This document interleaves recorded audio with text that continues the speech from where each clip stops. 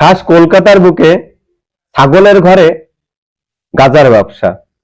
ঠিক আছে, আপনারা শুনলে হয়তো হাসবেন ভিডিওটা। খাস কলকাতার বুকে ছাগলের ঘরে গাঁজার ব্যবসা।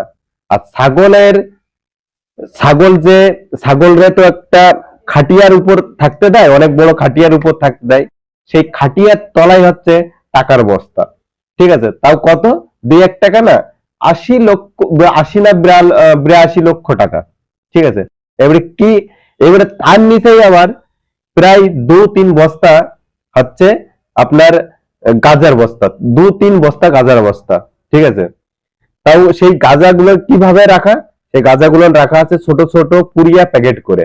ঠিক আছে, ছোট ছোট পুড়িয়া প্যাকেট করে রেখে ওই বাড়ির লোক কি করতো, ঠিক আছে, ওই পুড়িয়া গুলো কোনোটা কোনোটা 100 টাকা, কোনোটা 150 টাকা, কোনোটা 50 টাকা, এরকম দামে কিন্তু সেই পুড়িয়া গুলো বিক্রি করতো। ঠিক আছে, দীর্ঘদিন ধরে ইনি কিন্তু এই ব্যবসা করছে। এবং উনি যে ঘরে থাকেন সেই ঘরে এরকম জানলায় কিন্তু ছোট করে একটা এরকম কেটে রেখেছে। রাত নেই দিন নেই, যখনই আপনি যাবেন উনার দরজায় গিয়ে ঠকঠাক করলে কিন্তু ওই ফাঁক দিয়ে কিন্তু উনি ওই পুরিয়া বের করে দেয়। আর সেই তার যে যেরকম সাইজের পুরিয়া নিতে চায় সে তার কাছ থেকে সেরকম দামটা নিয়ে যায়।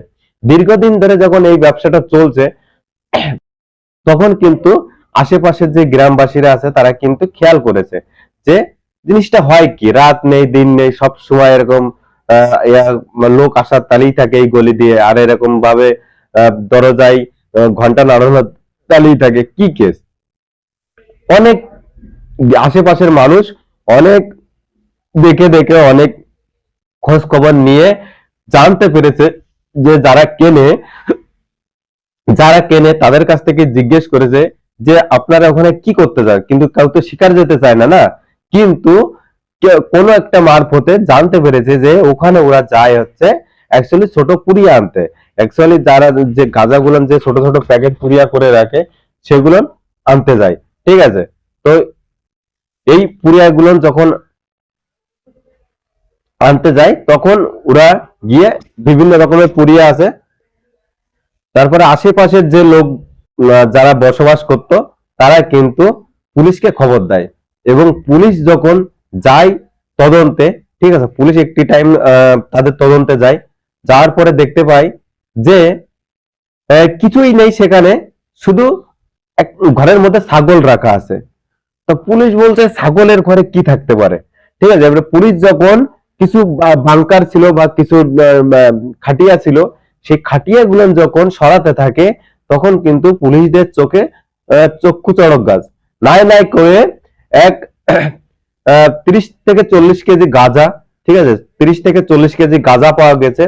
ঠিক আছে, আর নাই নাই করে আহ আহ, কত 82 লক্ষ টাকা পাওয়া গেছে। ঠিক আছে, তো প্রথমে গাজার বস্তাটা পেয়েছে, দ্বিতীয়বার কিন্তু ওই যখন গাজার বস্তাটা পাওয়ার পরে যখন আর দ্বিতীয় একটা বক্স ছিল সেই বক্সটা যখন খুলেছে, দেখে কি যে বক্সের মধ্যে থরে থরে এরকম ভাবে টাকা প্রায় মানে এক বক্স সাজানো রয়েছে। তখন পুলিশেরা কি করে, সেই টাকা যখন গুনে শেষ করতে পারছে না তখন তারা যে ব্যাংকের আধিকারিক আছে তাদের খবর দেয় এবং তারা মেশিন নেসে। এবং মেশিন নেসার পরে সেই মেশিন দিয়ে যখন জিনিসটা অ্যামাউন্টটা গুণা হয়, দেখা যায় যে 82 লক্ষ টাকার গাঁজা পাওয়া গেছে। আর ওই যে যে কোনো 30-40 কেজি গাঁজা, তার মূল্য প্রায় আরো 82 লক্ষ, প্রায় 2 কোটি টাকার মাল ওখান থেকে পাওয়া গেছে। তাহলে খাস কলকাতার বুকে গোপনে চুপিসারে এরকম ধরনের ব্যবসা কিন্তু অনেক মানে মানুষজন করে। ঠিক আছে, কিন্তু সেটা প্রশাসনের চোখকে ফাঁকি দিয়ে করছে। প্রশাসন জানতে পারলে কিন্তু করা পদক্ষেপ এদের নেয়। ঠিক আছে, কিন্তু অনেকেই আছে বলে না যে সামনে দেখায় সাধু কিন্তু পিছনে অসাধুর কাজ করে। তো এরকম ভাবে চিন্তা করো যে এই জায়গা থেকে যদি 80-90 কিলো গাঁজা তার কাছে থাকে, তো এই জায়গা থেকেই পুরো আহ মানে পুরো কলকাতা সাপ্লাই দিছে, পুরো কলকাতা সাপ্লাই দিছে। আর পুরো কলকাতা সাপ্লাই দেওয়ার মাইন্ড মাস্টার কিন্তু উনি। ঠিক আছে, কিন্তু অ্যাকচুয়ালি এই চুরি যারা করে তারা কিন্তু বেশি দিন চুরি করে বাঁচতে পারে না। ঠিক আছে, যারা চুরি করে তারা চুরি করে বেশি দিন বাঁচতে পারে না। চুরির টাকা হজম করা অনেক কঠিন, বা খারাপ কাজ থেকে টাকা ইনকাম করে সেই টাকা হজম করা কিন্তু অনেক কঠিন। তো এরকম কাজ কেউ করবে না, ঠিক আছে। সৎ পথে ইনকাম করবে, সৎ পথে খাবে, দেখো অনেক সুখে শান্তিতে থাকবে। আর ভিডিওটা ভালো লাগলে অবশ্যই লাইক শেয়ার কমেন্ট করবে।